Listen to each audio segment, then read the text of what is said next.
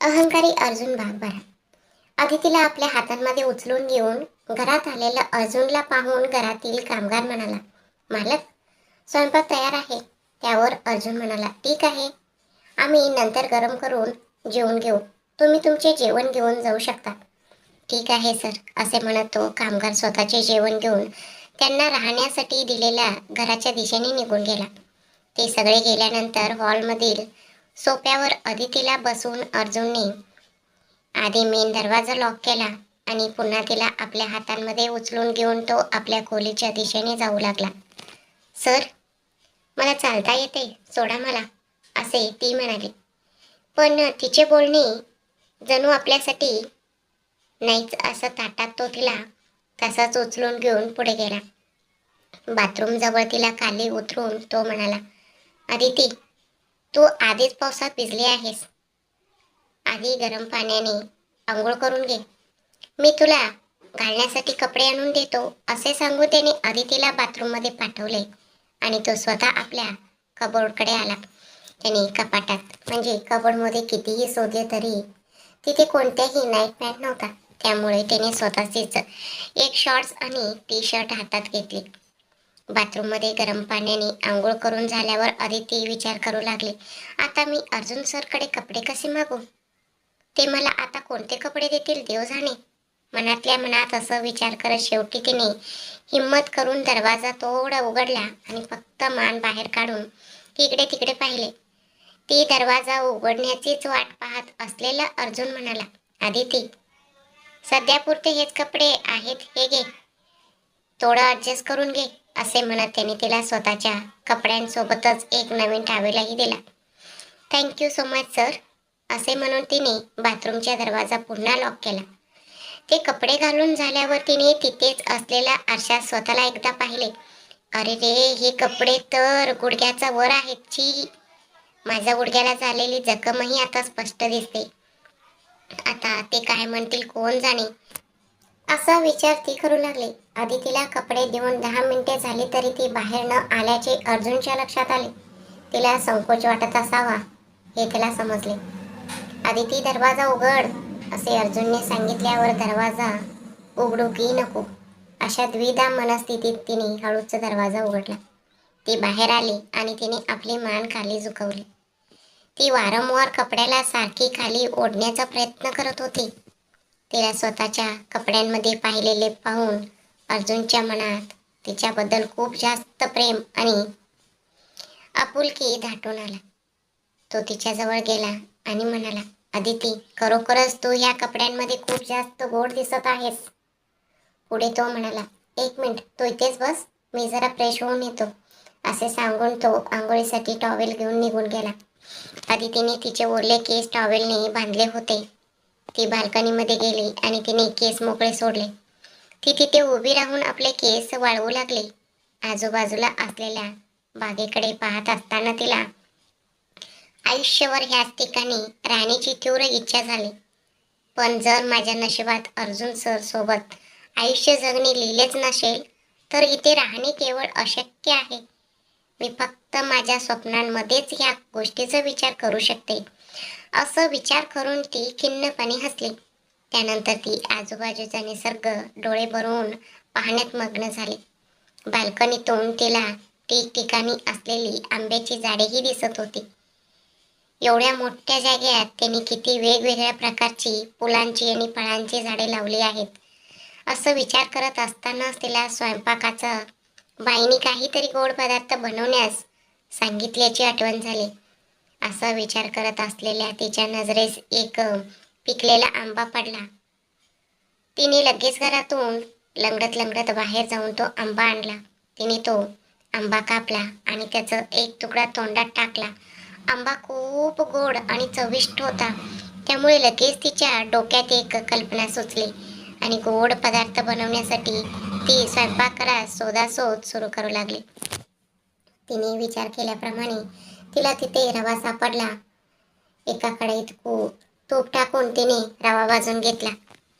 त्याचा सुवास संपूर्ण घरात छान दरवळू लागला. त्यानंतर त्याच रव्यामध्ये प्रमाणानुसार दूध घालून तिने रवा शिजवून घेतला. नंतर त्यात आंब्याचं पल्प वाटून मिसळला आणि शेवटी तुपामध्ये परतून घेतलेले मनुके, काजू, बारीक कापलेले बदाम आणि वेलची पूड टाकली. अशा प्रकारे आंब्याचा शिरा तयार करून तिने जेव्हा त्याचा एक घास खाऊन पाहिला तेव्हा त्याची चव एवढी अप्रतिम लागली की जणू स्वर्ग दोन बोटे उरला होता. अंघोळ करून बाहेर आलेल्या अर्जुनने खोली सगळीकडे शोधले, पण अदिती तिला तिथे कुठेच दिसली नाही. ती कुठे गेली असेल असा विचार करत त्यांनी कपडे घातले आणि सर्वात आधी आपल्या आईला फोन लावला. शकुंतला जणू अर्जुनच्याच फोनची वाट पाहत होत्या, त्यामुळे पहिल्याच रिंगाला त्याचा फोन उचलला आणि म्हणाल्या, कुठे आहेस अर्जुन? आधीच संध्याकाळची 4 वाजत आले आहेत. तुम्ही दोघं अजून कुठे आहात? शकुंतला ह्याने विचारले. आई शांत हो, तू एवढ्या घाईघाईने घाबरून का बोलत आहेस? काय झाले? घरी काही गडबड झाली आहे का? अर्जुनने अगदी शांतपणे विचारले. पण शकुंतला ह्यांच्या मनातील काळजी आणि भीती त्याला कशी समजणार? तसं नाही रे, आदिती तुझ्यासोबत आहे ना, म्हणूनच विचारलं बस. असे जेव्हा त्या म्हणाल्या तेव्हा त्याची आई नक्की कोणत्या गोष्टीची काळजी करत आहे हे अर्जुनला समजले आणि तो हळूच हसला. आई, तू असं का बोलत आहेस? तुला माझ्यावर विश्वास नाहीये का? की अदिती बन नाहीये? त्याने विचारले. तसं नाही रे बाबा, ती तरुण मुलगी आहे ना. तुम्हा दोघांना एकत्र पाहून कदाचित कोणी न्यूजवाले किंवा लोक उलट गॉसिप करू शकतात, एवढाच माझा उद्देश होता. असे जेव्हा त्याने सांगितले तेव्हा अर्जुन म्हणाला, तू अजिबात काळजी करू नकोस आई. आम्ही वकिलांच्या ऑफिसमधून निघून आधीच 10 मिनिटे झाली आहेत. तुम्ही एकदा वकिलांशी बोलून घ्या. तसेच आणखी एक गोष्ट आई, आम्ही बाहेर पडून घरी येत असताना वाटेत अदितीचे काका आणि काकू भेटले. लग्नाच्या दिवसापासून तिला आम्ही एकदाही भेटलो नाही, म्हणून ह्याच शहरात आमच्या नातेवाईकांचे घर आहे. आम्ही तिथे जाऊन एक लग्न उरकून पुन्हा गावी परत जाणार आहोत. आम्हाला अदितीची सगळ्यांची ओळख करून द्यायची आहे, त्यामुळे आम्ही तिला सोबत घेऊन जातो. आम्ही स्वतः तिला घरी सोडून देऊ, असे ते म्हणाले. त्यावर मी त्यांना म्हणालो की तुम्हाला यायची काहीच गरज नाही. तिला पत्ता माहीत आहे, ती स्वतः येईल असे सांगून मी तिला त्यांच्यासोबत पाठवून दिले आहे. त्या बाईची काळी सावली सुद्धा आमच्या घरावर पडायला नको, म्हणून मी आदितीच्या हातात थोडे पैसे देऊन तिला पाठवले आहे. तुम्ही अजिबात घाबरू नका. आजचा एक दिवस ती तिथेच राहू शकते. तसेच मी आता ऑफिसला जात आहे. काही महत्त्वाच्या फाईल्स तिथेच आहेत, त्या घेऊन मी घरी येईन आणि तयार होऊन दिल्लीला जाईन. प्रोजेक्टच्या संदर्भात एका अत्यंत महत्त्वाच्या व्यक्तीला भेटण्यासाठी मला दिल्लीला जावे लागणार आहे. त्यामुळे मी ऑफिसला जाऊन फाईल्स घेईन, घरी येऊन तयार होऊन निघेन आणि उद्या संध्याकाळपर्यंत घरी परत येईन, त्याने सांगितले. आदितीला तिच्या काका काकूंसोबत पाठवल्यामुळे शकुंतला यांना एका बाजूला दिलासा मिळाला. तरी आपला मुलगा आज गेला तर थेट उद्या परत येईल या विचाराने मी विचार केला होता, त्याप्रमाणे आदिती आणि अर्जुन त्यांच्यामध्ये काहीही सुरू नाही असा विचार करत शकुंतला यांनी सुटकेचा निश्वास सोडला. आदितीवर त्यांचा विश्वास होता, पण तिच्या वयावर त्यांचा विश्वास नव्हता. शिवाय ती त्याची कायदेशीर बायको होती. जर तिने ते माझे नवरा आहेत असा हट्ट धरला तर मी काय करू, अशी एक भीतीही त्यांच्या मनात घर करून राहिली होती. अर्जुन जेव्हा खाली आला तेव्हा तिने बनवलेला आंब्याचा शिऱ्याचा सुवास संपूर्ण घरात दरवळत होता. दरवाजा बंद असल्यामुळे तो सुवास घरात छान पसरला होता. स्वयंपाकघराजवळ येत अर्जुनने विचारले, अदिती काय करत आहेस? काहीतरी खूपच भारी आणि चविष्ट सुवास येतोय. त्यावर ती म्हणाली, हो सर, तुमच्या घराच्या झाडाचाच एक आंबा पडला होता, म्हणून मी त्याचा शिरा बनवला आहे. एकदा टेस्ट करून पहा. हां, नक्कीच खूप छान लागणार, असे म्हणत अर्जुनने डायनिंग टेबलावर जेवण आणून सजवले. तो जेव्हा जेवायला बसला तेव्हा आदितीने त्याला जेवण वाढले. त्यानंतर तिने स्वतः बनवलेला तो आंब्याचा शिरा सुद्धा एक लहान वाटीत काढून त्याच्या समोर ठेवला. सर्वात आधी त्यांनी तो शिरा खाऊन पाहिला तेव्हा त्याची चव एवढी अप्रतिम लागली की जणू स्वर्ग दोन बोटे उरला होता. चव इतकी अफाट छान होती, डोळे मिटून त्या चवीचं आस्वाद घेत अर्जुनने अदितीच्या मनगटावर एक चुंबन घेतले. अदितीला खूप संकोच वाटला, पण तिने चेहऱ्यावर दाखवू दिले नाही. अर्जुनला मात्र तिची ही भावना समजली नाही. तो म्हणाला, अदिती, तू किती छान स्वयंपाक करतेस. स्वयंपाक करणे ही सुद्धा एक कला आहे. हे मला तुझ्या हाताचे जेवण खाल्ल्यावरच जाणवले. काहीही असो, तुझ्या हाताचे जेवण खाणे माझ्या नशिबात लिहिले होते हेच खरे. मी खरोखर मागच्या जन्मात काहीतरी मोठे पुण्य केले असावे, असे म्हणत त्याने मनापासून खूप कौतुक केले. त्याचे ते बोलणे ऐकून तिला खरोखरच खूप आनंद झाला, कारण संपूर्ण स्वयंपाक तर घरातील स्वयंपाकी लोकांनी केला होता. तिने फक्त एक छोटासा गोड पदार्थ बनवला होता, पण तो पदार्थ त्याने मनापासून आवडीने काढला आणि तिचे खूप कौतुक केले. हे पाहून आपल्या नवऱ्याकडे तिचे मन नकळत ओढले गेले. पण लगेच भानावर येत तिने विचार केला, हे सगळे ह्या जन्मात मिळणे शक्य नाही. त्यांचे स्वतःचे एक वेगळे आयुष्य आहे. मी तर इथे फक्त 11 महिने राहण्यासाठी आलेली एक पाहुणी आहे, बस. असा विचार करून तिच्या मनाला खूप दुःख झाले, पण तिने ते चेहऱ्यावर दाखवून दिले नाही. सर, आपण घरी कधी जाणार आहोत. आता आधी संध्याकाळचे 5 वाजत आले आहेत. घरी शकुंतला मॅडमला आपण काय सांगायचे. अदितीने आपली काळजी व्यक्त करत विचारले. अदिती, मी आईला आधीच फोन करून सर्व काही सांगितले आहे. तुला अजिबात घाबरण्याची गरज नाही. त्याचे हे बोलणे ऐकून तिचे डोळे आणि तोंड उघडेच राहिले. ती एकट्यात त्याच्याकडेच पाहत राहिली. मी सर सोबत त्यांच्या फार्म हाऊसवर आहे हे जर शकुंतला मॅडमला समजले तर त्यांच्या माझ्यावर असलेला संशय खरा ठरेल ना. ह्या विचाराने तिचे मन एकदम कोमजून गेले. सर, तुम्ही हे काय बोलत आहात. शकुंतला मॅडम यांना जर समजले की आपण दोघे एकत्र आहोत तर त्यांना वाईट वाटणार नाही का. त्यांनी आधीपासूनच तुमच्या घरात तुमची बायको म्हणून येणाऱ्या आणि तुमच्या शेखावत वंशाची सून होणाऱ्या मुलीबद्दल खूप स्वप्ने पाहिली आहेत. अशा परिस्थितीत जर त्यांना समजले की आपण दोघे एकत्र आहोत तर त्या हे कसे काही सहन करतील. त्या माझ्याबद्दल काय विचार करतील. अदिती म्हणाले, काम डाऊन अदिती, मी आणि तू दोघे एकत्र आहोत असे मी कुठे सांगितले.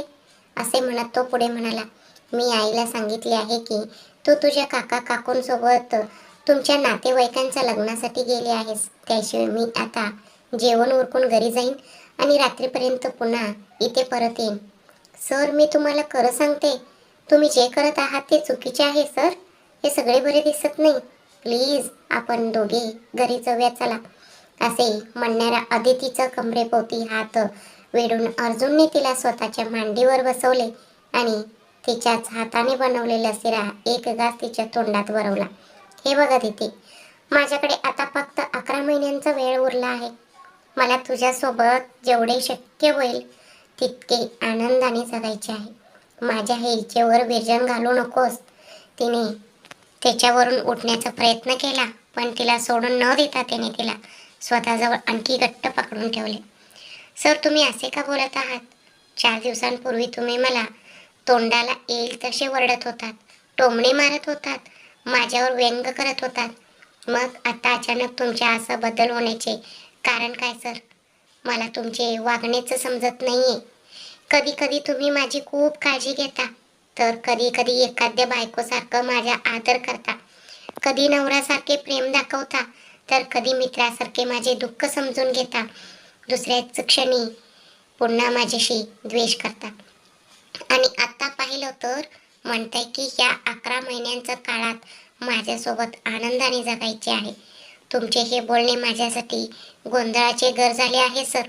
असे म्हणत अदितीने आज तिच्या मनातील सर्व गोष्टी बाहेर काढल्या. मी तुला प्रत्येक गोष्टीचे उत्तर देईन अदिती, पण आत्ता नाही. त्याआधी तू शांतपणे जेवून घे. असे म्हणत तिने स्वतः तिला जेवणाचे घास भरवले.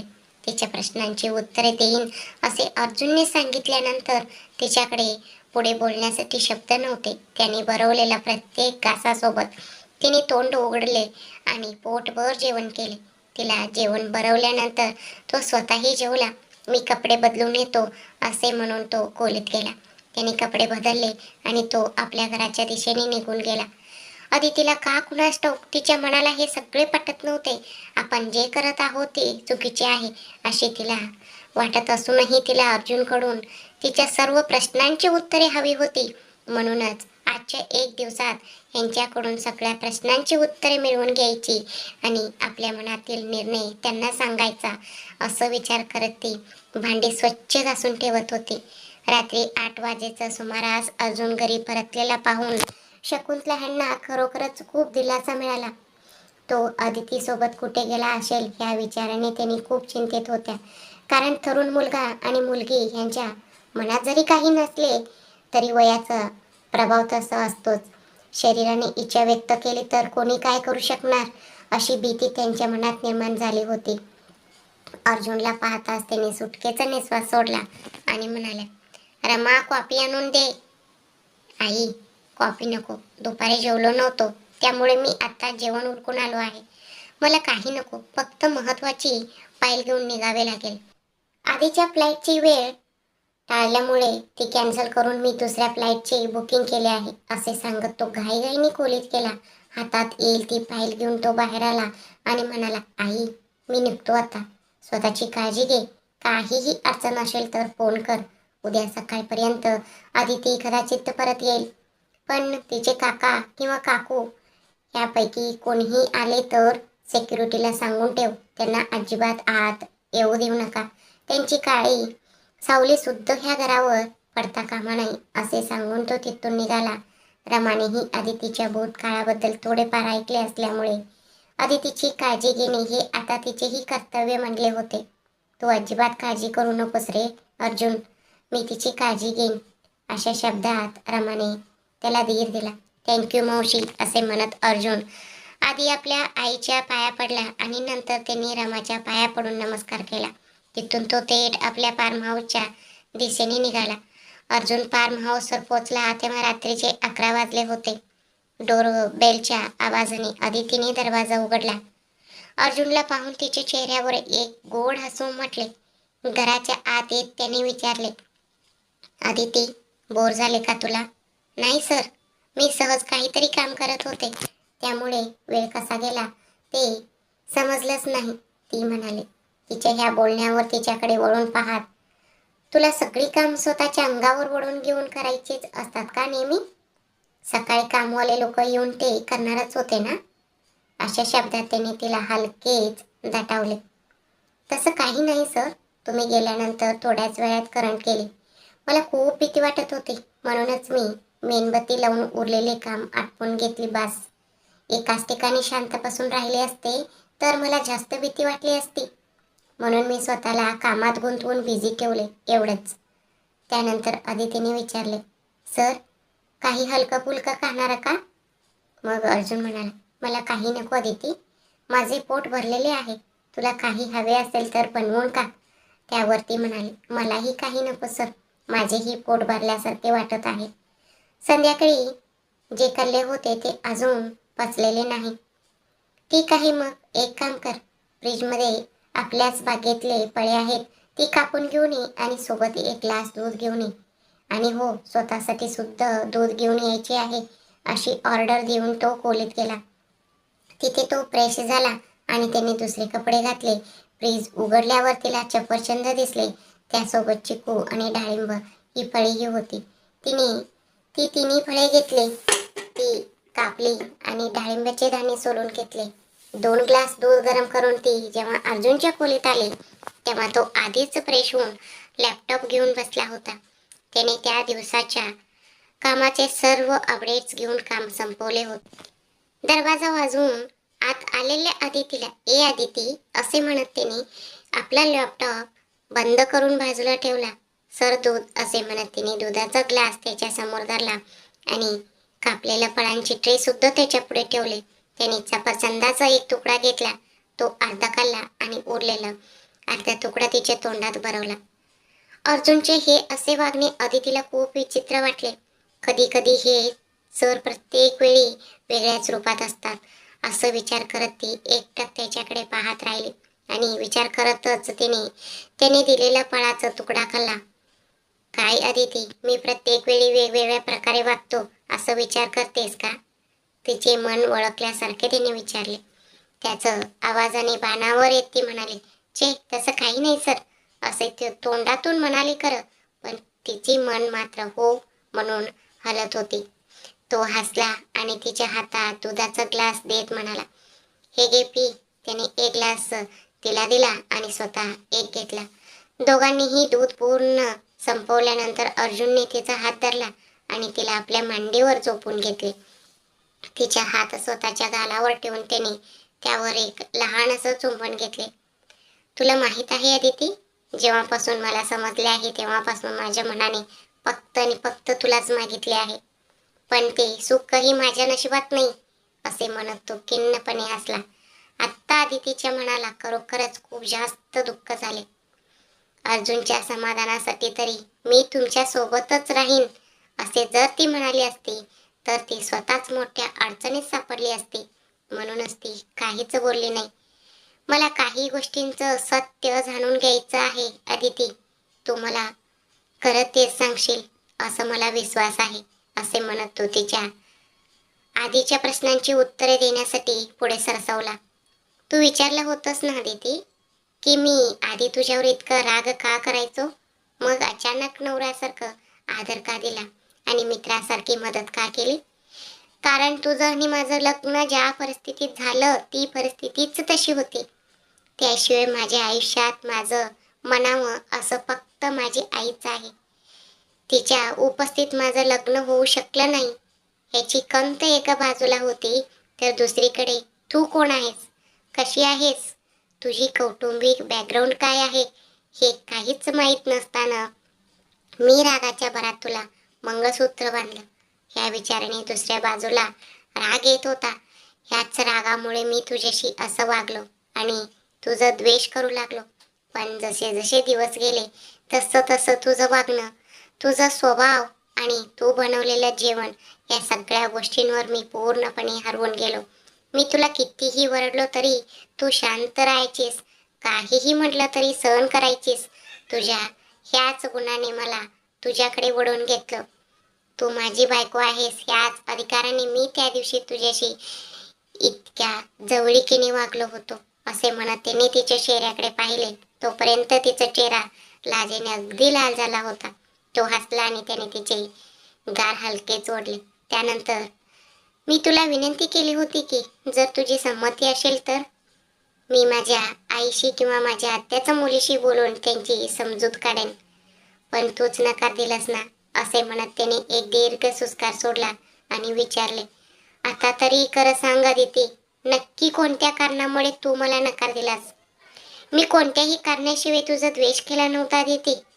तू दुसऱ्या कोणत्या तरी मुलावर प्रेम करतेस हे समजल्यावर मला खूप राग आला आणि म्हणूनच मी तुला पुन्हा ओरडलो आणि टोमणे मारून बोललो." अर्जुन म्हणाला. अर्जुनचे हे शेवटचं वाक्य ऐकून ती एकदम दचकून उठून बसली. "सर, हे तुम्ही काय बोलत आहात? मी दुसऱ्या कुणावर तर प्रेम करते? नो, हे शक्यच नाही." असे म्हणत तिने आपले दोन्ही कान हाताने बंद करून घेतले. "असे असेल तर मग त्या दिवशी कॉफी शॉपमध्ये तू नक्की कुणाला भेटली होतीस अदिती?" त्याने विचारले.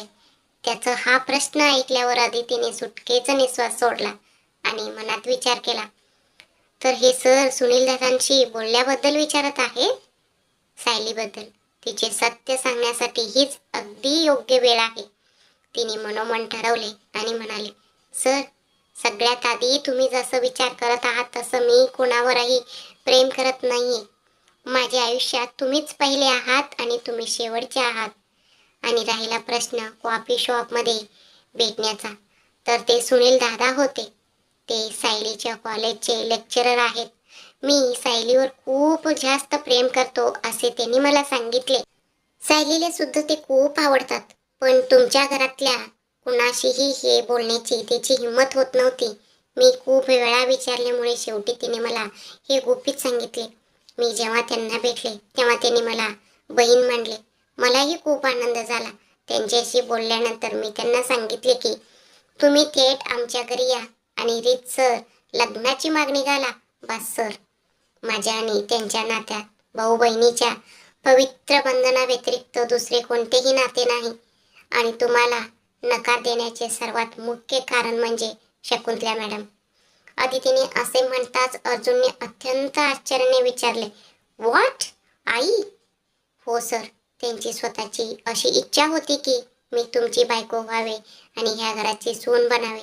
पण तुमच्या वडिलांच्या शेवटच्या इच्छेमुळे आणि वचनामुळे त्यांनी माझ्याकडूनही एक वचन घेतले आहे.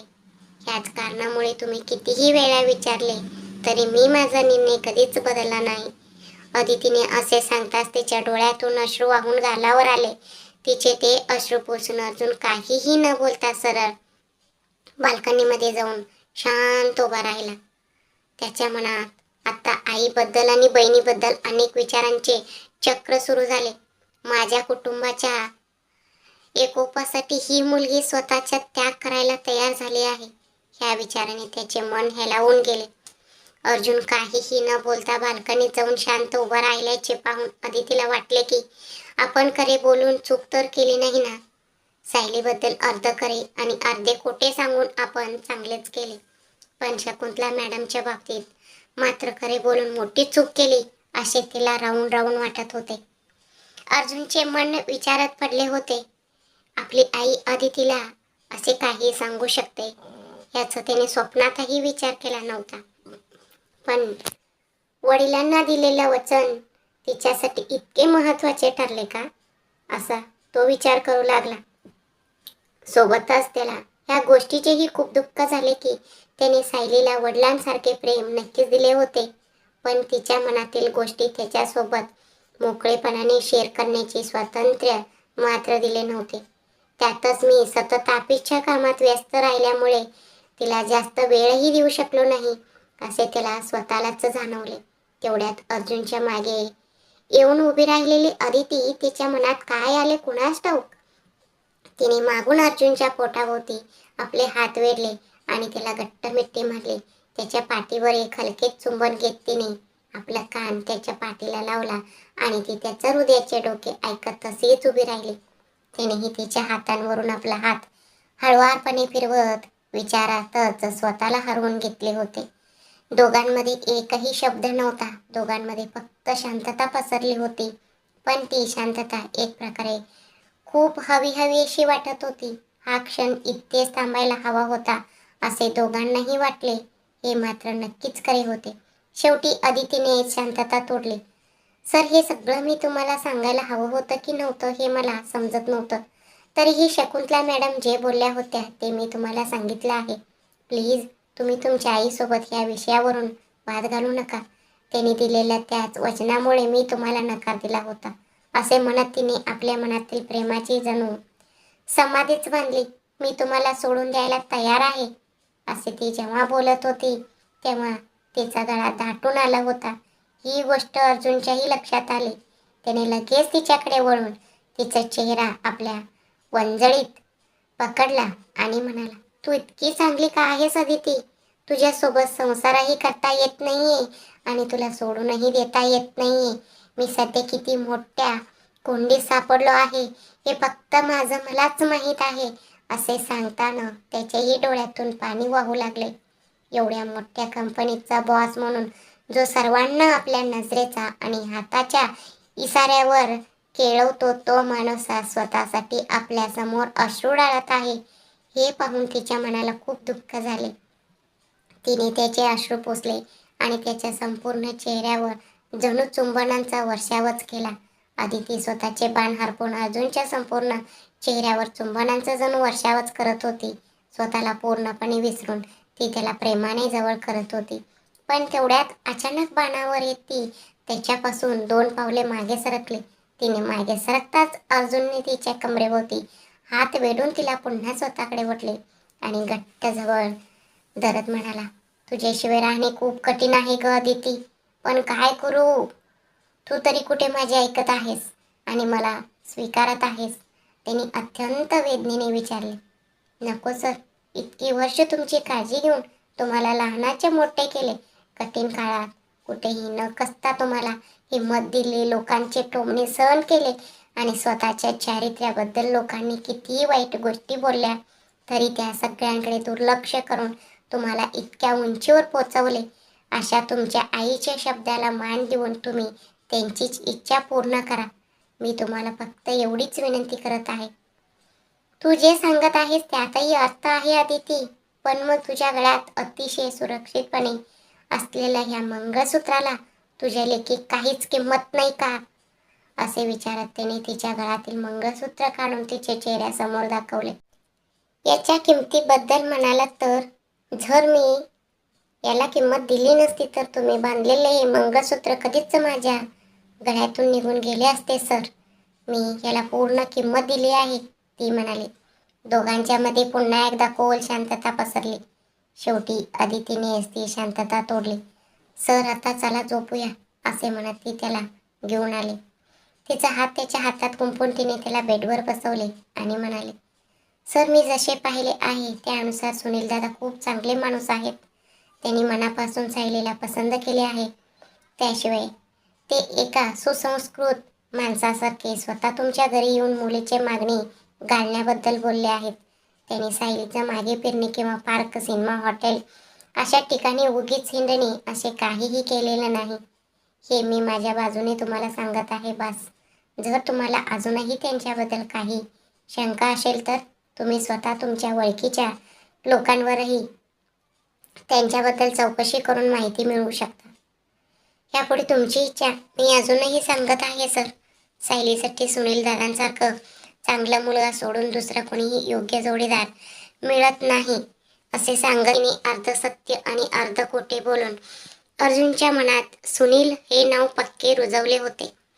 आता अर्जुनला फक्त ह्यावर विचार करायचा होता. ठीक आहे अदिती, तू म्हणतेस तसेच होईल. मी त्यांच्या मागे कुणाला लावून चौकशी करणार नाही. मी स्वतः एकदा त्यांना थेट भेटेन आणि माझ्या बहिणीबद्दल त्यांचे मत काय आहे ते विचारेन. त्यानंतर मी सायलीलाही याबद्दल विचारेन. जर ते दोघे तयार असतील तर मग रीती रिवाजांचा अनुसारच त्या दोघांचे लग्न लावून दिले जाईल. कारण माझ्या आईच्याही शास्त्र आणि परंपरावर प्रचंड विश्वास आहे. तिच्या ह्या विश्वासाला धक्का बसायला नको. अर्जुनने असे म्हटल्यावर अदितीचे मन अगदी हलके झाले. उद्या घरी गेल्यावर सगळ्यात आधी सायलीला ही गोष्ट सांगायची आणि सुनील दादांनाही याबद्दल माहिती द्यायची असा निर्णय तिने मनातल्या मनात घेतला. अर्जुनने बेडवर झोपत अदितीला आपल्या शेजारी जागा दिली. सर ते असे म्हणत ती काहीतरी बोलण्यासाठी अडकळू लागली आणि त्याच्या शेजारी झोपायला संकोच करू लागली. तिचा हा संकोच ओळखून तो तिच्या जवळ आला आणि म्हणाला, हे जोपर्यंत तुझ्या गळ्यात आहे तोपर्यंत मीच तुझा नवरा आहे आणि तूच माझी बायको आहेस.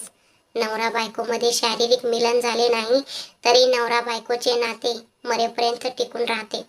हो ना अदिती, असे सांगत त्याने तिला आपल्या मिठीत घेऊन उदासपणे जवळ झोपवले. अदितीलाही अर्जुनला सोडून जाण्याची अजिबात इच्छा नव्हती. पण परिस्थितीने आपल्याकडून हे सगळे करून घेतले आहे असं विचार करत ती त्याच्या छातीवर डोके ठेवून त्याच्या हृदयाचे ठोके ऐकत शांत झोपून गेली. परंतु आज तिचे बोलणे अर्जुनच्या मनाला मात्र पूर्णपणे भिडले होते.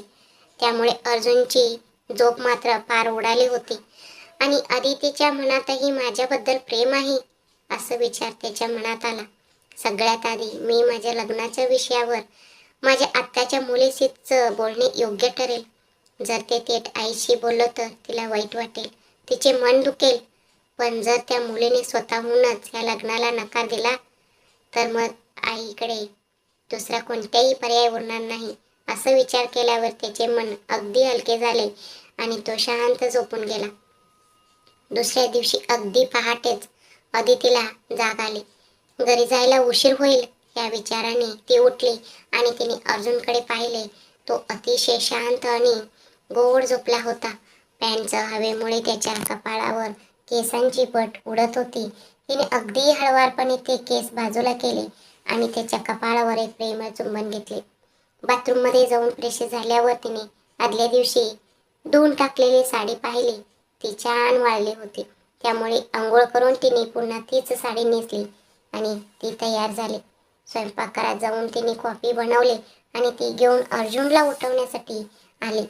अर्जुनने जेव्हा हळूच डोळे उघडले तेव्हा आपल्या समोर उभी असलेली ती जणू परी वाटत होती. त्याला तिला प्रेमाने जवळ घेण्याचा मोह आवरला नाही. त्याने तिला स्वतःकडे ओढले आणि तिच्या गालावर, कपाळावर, डोळ्यांवर, नाकावर आणि हनुवटीवर अगदी वेडेपिशे होऊन चुंबन घ्यायला सुरुवात केली. त्याच्या प्रत्येक चुंबनांसोबत तिचा चेहरा लाजेने लाल होत चालला होता. सर प्लीज, आपल्याला घरी जायचं आहे, असे ती म्हणाली. तेव्हा इच्छा नसतानाही त्याने तिला आपल्या मिठीतून मोकळे केले आणि तिने दिलेलं कॉफी प्यायली. सर, मी आता घरी कशी जाऊ? तिने विचारले. मी आहे ना अदिती, मी स्वतः तुला सोडतो, असे त्याने म्हटल्यावर ती म्हणाली. पण तुम्ही घरात सांगितले आहे की तुम्ही दुसऱ्या कुठेतरी चालला आहात.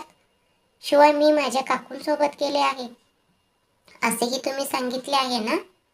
मग रस्त्यात कोणी पाहिले तर? तिच्या ह्या बोलण्यावर तो म्हणाला.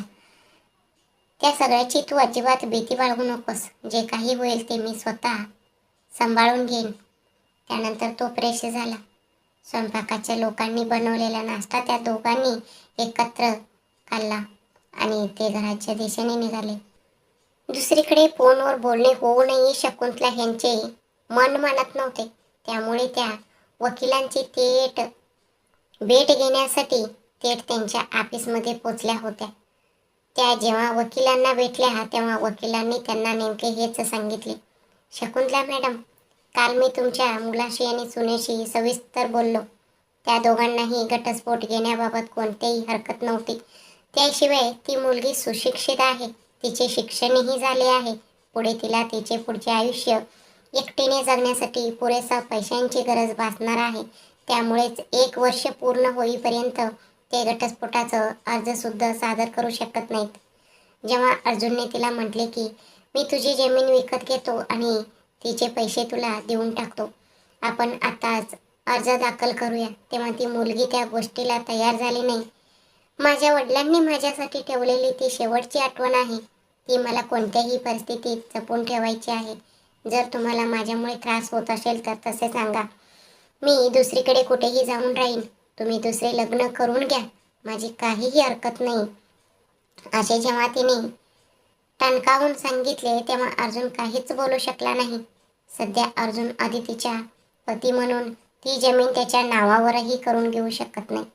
अदिती आणि तुमचा मुलगा दोघेही 1 वर्ष पूर्ण होईपर्यंत ह्या बाबतीत काहीही करू शकत नाहीत मॅडम. त्यामुळे आम्ही सुद्धा हताश होऊन शांत बसलो आहोत. आता ह्यावर एकच मार्ग शिल्लक आहे, तो म्हणजे त्या दोघांना एकमेकांच्या संमतीने घटस्फोटाचं अर्ज करण्यासाठी 1 वर्ष वाट पाहावीच लागेल. कसेही करून आता त्यांचे 2 महिने तर उलटून गेले आहेत. आता उरलेले 10 ते 11 महिने संपल्यानंतरच आपण न्यायालयात अर्ज सादर करू शकू.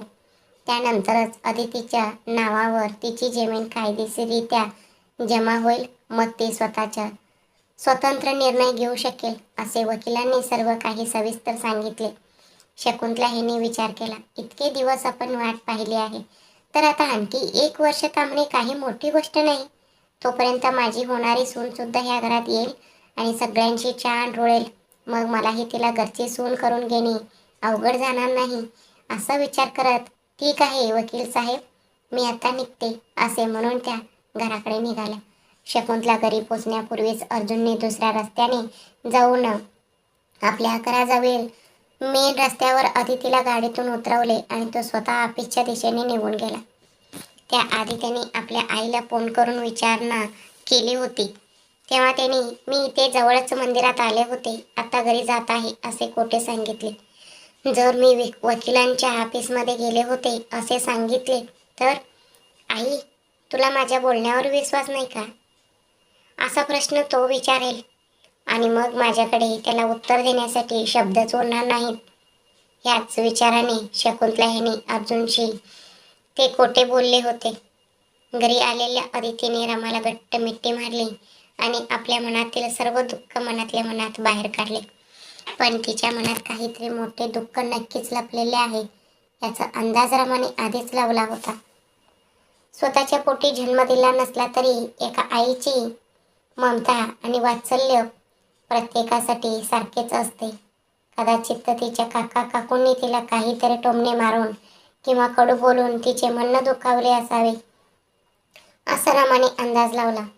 तिने आपल्या परीने आदितीच्या पाठीवरून हात फिरवत तिचे सांत्वन केले आणि तिला पिण्यासाठी चहा दिली. आदितीचे दुःख थोडे कमी झाल्यानंतर तिने स्वतःला घराच्या कामात झोकून दिले आणि ती कामावर लक्ष केंद्रित करू लागले. अर्जुन सोबत घालवलेला तो दिवस ती कधीही विसरू शकत नव्हते, कारण त्या काही तासांमध्ये तिने तिच्या मनातील सर्व गोंधळ, शंका, भावना आणि मते उघडपणाने मांडली होती आणि त्या प्रत्येक गोष्टीचे उत्तर तिला मिळाले होते. दुपारच्या सुमारास शकुंतला सुद्धा घरी आल्या आणि उन्हातून आल्यामुळे विश्रांती घेण्यासाठी आपल्या खोलीत जाऊन झोपल्या. दुपारी 3 वाजता सायली घरी आली आणि आदितीला पाहून तिने विचारले, आदिती, तू कधी आलीस? सकाळीच आले, असं उत्तर दिल्यावर आदितीने सायलीला जेवण करायला सांगितले. ते सगळं ठीक आहे आदिती, तुझे काका आणि काकू तुला इतकं त्रास देतात, तरीही त्यांनी बोलवल्या बोलवल्या तू लगेच का गेलीस? त्याशिवाय तू काल जे कपडे घालून गेली होतीस, आज सुद्धा त्याच कपड्यांमध्ये आहेस. तू सोबत दुसरे कपडे घेऊन गेली नव्हतीस? मग तू तिथे लग्न कसे काय अटेंड केलेस? येणार नाही म्हणून सांगून टाकायचे होते ना? तिने विचारले. तेवढ्यात नुकत्याच झोपेतून उठलेल्या शकुंतला यांनाही सायलीचे बोलणे अगदी योग्य वाटले. तिचे काका आणि काकू लहानपणापासून तिला फक्त कष्टातच ठेवत आले आहेत. अशा वेळी त्यांनी बोलवल्या बोलवल्या लगेच का जायला हवे होते, असा विचार त्यांनीही केला. पण तरीही त्या आदितीच्या उत्तरांची वाट पाहू लागल्या. चल आधी जेवण करून घे, असे म्हणत आदितीने सायलीला डायनिंग टेबलावर बसवले. तिच्या ताटात भात, आमटी आणि बाजूला भाजी वाढली. ती स्वतः तिच्या शेजारी बसली आणि म्हणाली, आता ऐक तुझ्या प्रश्नांचे उत्तर. पण तिच्या ह्या बोलण्याकडे रमा आणि शकुंतला ह्या दोघांचेही कान लागले आहेत याची तिला अजिबात कल्पना नव्हती. त्यांनी बोलवल्या बोलवल्या जाण्याची माझीही मुळीच इच्छा नव्हती, पण फक्त माणुसकीच्या नात्याने मी तिथे गेले होते. मला माझ्या काका आणि काकूंबद्दल आधीपासूनच पूर्ण कल्पना असल्यामुळे मला त्यांच्याकडून फार अशी कोणतीही अपेक्षा नव्हती. आदितीने असे म्हटल्यावर सायलीला तिचे बोलणे समजले नाही. म्हणजे नक्की काय? तिने विचारले. तू नक्की काय विचार केला होतास सायली? माझे काका आणि काकू लग्नात आलेला त्यांच्या सर्व नातेवाईकांसमोर माझी ओळख करून देतील, असा विचार केला होतास का? ते सगळे केवळ स्वप्न आणि दुसरीच गोष्ट आहे. ज्यांचे लग्न होत होते ते आमच्या गावचेच लोक होते, त्यामुळे त्यांनी तिथेही मला कामाला लावले. तिथे काम करणाऱ्या लोकांसोबत मलाही कामाला उभे केले. आलेल्या पाहुण्यांना नमस्कार करून वेलकम ज्यूस देणे, अंगावर पनीर पाणी शिंपडणे अशी कामे करायला सांगितले. त्याची मजुरी घेऊन ते निघून गेले बास, असे तिने सांगता सायलीच्या घशात जेवणाचा घास अडकला. आदिती, तू हे काय बोलत आहेस? असे तिने विचारल्यावर, हो सायली, मी जे सांगते ते अगदी खरं आहे. माझ्या काका आणि काकू ह्या दोघांनाही मी अजिबात आवडत नसले तरी त्यांनी बोलवल्यावर मी नाही न म्हणता तिथे जाऊन सगळी कामे केली. तिथून मिळणारे सगळे पैसे ते स्वतः घेत आहेत हे माहीत असूनही मी त्यांनी सांगितलेली स्वयंपाकाची कामे, उष्टीपत्रावळी उचलण्याची कामे केली. कारण जेव्हा माझे आई वडील मला सोडून गेले तेव्हा नकळत का होईना त्यांनीच येऊन माझ्यासोबत राहून माझे रक्षण केले. त्याशिवाय त्यांनी मला कितीही वरडले, टोमणे मारले, हिणावून बोलले, मारहाण केली किंवा जेवण न देता चळले, तरी आज मी जर एक सुसंस्कृत पवित्र मुलगी म्हणून उभी आहे तर त्याचे मुख्य कारण तेच आहेत. कोणी काहीही म्हटले तरी त्यांनी कधीही माझ्या चारित्र्याबद्दल वाईट विचार केला नव्हता. पण मी जेव्हा मोठी झाले तेव्हा माझ्या काकूच्या भावाने येऊन त्यांच्या डोक्यात काय भरवले कुणास ठाऊक, त्यांनी माझे लग्न त्याच्याशी लावून देण्याचा निर्णय घेतला. नेमक्या त्याच वेळी तुझे दादा आमच्या गावात आले होते आणि त्या नीच माणसाने जेव्हा तू दुसऱ्या एका मुलीवर जबरदस्ती करण्याचा प्रयत्न केला तेव्हा पोलिसांनी पकडून नेले. म्हणूनच त्याने, म्हणजे तुझ्या दादाने तेव्हा होणारे ते लग्न थांबवले. त्यानंतर गावकऱ्यांनी एकत्र येऊन तुझ्या दादाला माझ्याशी लग्न करायला भाग पाडले. पण मी सुद्धा आधीच एक पक्का निर्णय घेतला होता. जरी त्याने माझ्या गळ्यात मंगळसूत्र बांधले तरी मी माझे शरीर आणि मन कधीही त्याच्या स्वाधीन करणार नाही. त्याशिवाय त्याच्या आणि माझ्या वयाने 15 वर्षाचे अंतर होते. या सगळ्या गोष्टींच्या पलीकडे जाऊन त्याच्यासोबत संसार करणे केवळ अशक्य होते. म्हणूनच जर त्याने मला माझ्या पद्धतीनुसार राहू दिले असते तर एकाच घरात राहूनही मी माझे स्वतःचे आयुष्य घडवण्यावर लक्ष केंद्रित केले असते. पण मला माझे लग्न झाले आहे म्हणूनच घरातच बसून राहणे आणि तो सांगेल तसेच वागणे अजिबात शक्य झाले नसते. इतके सगळे सांगणारी अदिती, आपले काका आणि काकू जर अचानक समोर आले तरी ते आपल्याकडून हेच काम करून घेतील हे तिला माहीत असल्यामुळेच तिने अशी कथा रचून सांगितली. परंतु आपण असे खोटे बोलत आहोत याबद्दल तिने मनातून सर्वांची क्षमा मागितली. अदितीचे हे सगळे बोलणे ऐकणाऱ्या सायली, रमा आणि शकुंतला यांना अदितीच्या ह्या परिस्थितीचा विचार करून खूप वाईट वाटले. सायलीने नाईलाजानेच आपल्या ताटातील जेवण संपवले. अदिती, मी थोडा वेळ झोपते. आज तू मला बूस्ट ऐवजी चहा किंवा कॉफी आणून देशील का प्लीज? मला तुझ्याशी काहीतरी बोलायचे आहे, असे सायलीने अदितीच्या कानात सांगितले. तिच्या ह्या बोलण्यावर अदिती म्हणाले, ठीक आहे सायली, मला सुद्धा तुझ्याशी एका अत्यंत महत्त्वाच्या विषयावर बोलायचे होते, असे सांगत तिने सायलीने जेवण केलेले ताट उचलले आणि ती निघून गेली.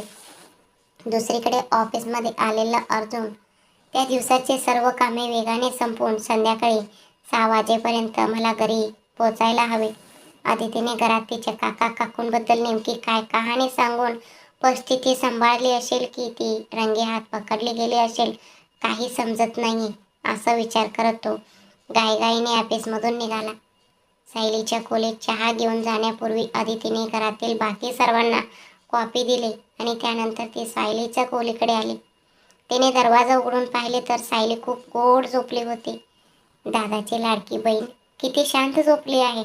दादा आणि बहीण दोघेही अगदी एकाच पद्धतीने झोपतात, असा विचार करत अदितीने हळुवारपणे सायलीच्या डोक्यावरून हात फिरवला. जाग आल्यावर सायलीने डोळे उघडून पाहिले तर तिला समोर अदिती दिसले. गुड इव्हनिंग म्हणत आळस काढून ती बेडवरून उठून बसली. अदितीने तिच्या हातात चहाचा कप दिला. थँक्यू सो मच अदिती, असे म्हणून ती कप टेबलावर ठेवला. मी एका मिनिटात आले, असे सांगून ती बाथरूमकडे गेले.